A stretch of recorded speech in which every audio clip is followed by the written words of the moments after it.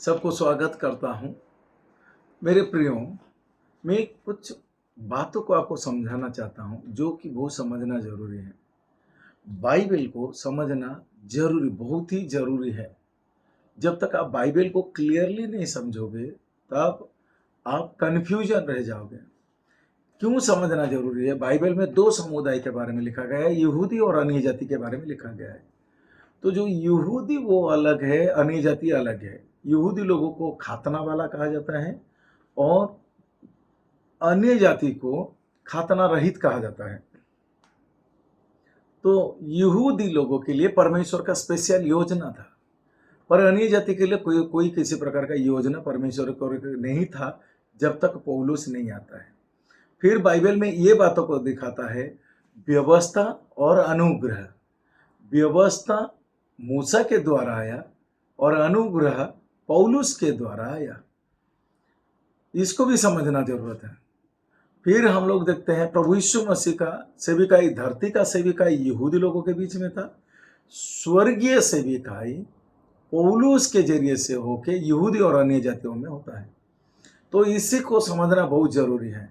इसीलिए जो अन्य जाति है उनको समझना चाहिए। संपूर्ण बाइबल उनके लिए नहीं है, क्योंकि यहाँ पर व्यवस्था का पुस्तक और अनुग्रह का पुस्तक है।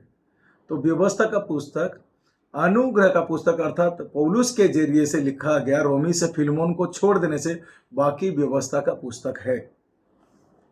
इसीलिए आपको समझना बहुत जरूरी है।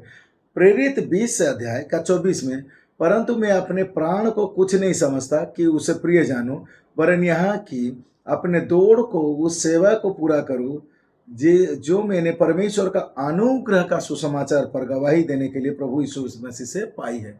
तो पौलुस के जरिए से अनुग्रह का सुसमाचार आया। तो आप सोचते होंगे कि नहीं, क्रूस पर सब कुछ हो गया। क्रूस नहीं, क्रूस पे पाप के लिए मूल्य दिया गया। क्रूस पर पाप और श्राप के लिए कीमत दिया गया, पर उसका तुरंत अनुग्रह काम नहीं किया था, बल्कि पौलुस के जरिए से काम किया।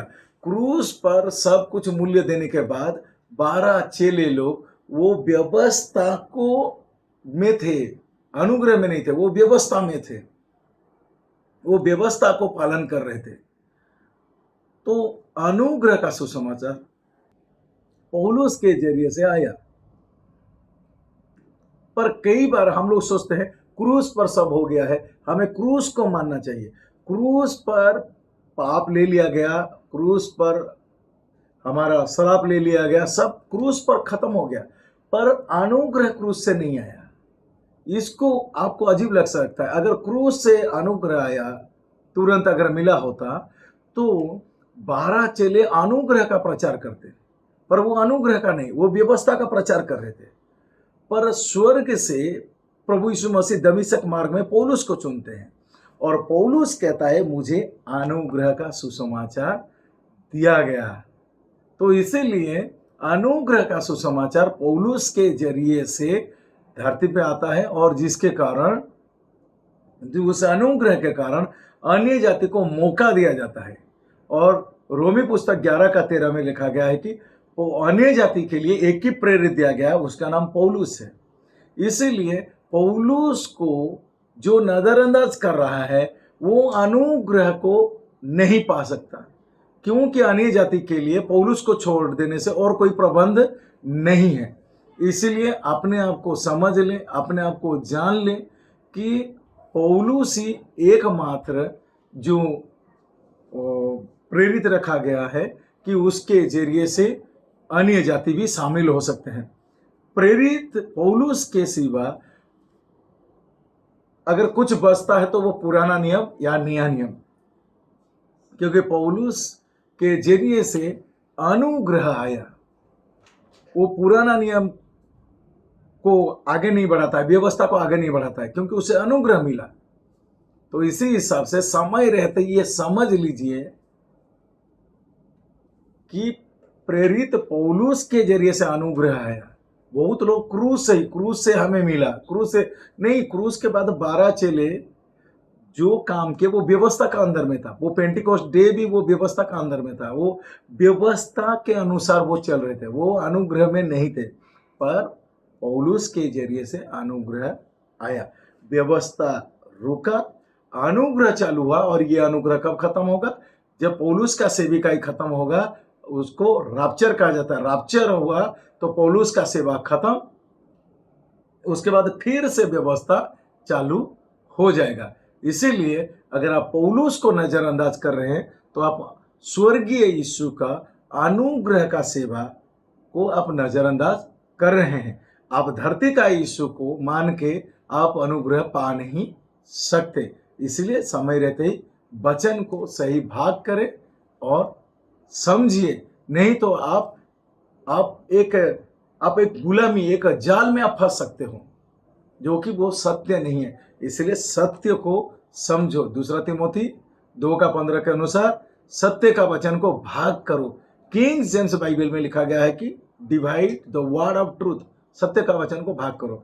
किंग जेम्स बाइबल छोड़ देने से बाकी बाइबल में ये लाइन तो नहीं लिखा गया है। वचन को भाग कीजिए, क्योंकि यहाँ पर 2 समुदाय है, यहूदी और अन्य जाति है।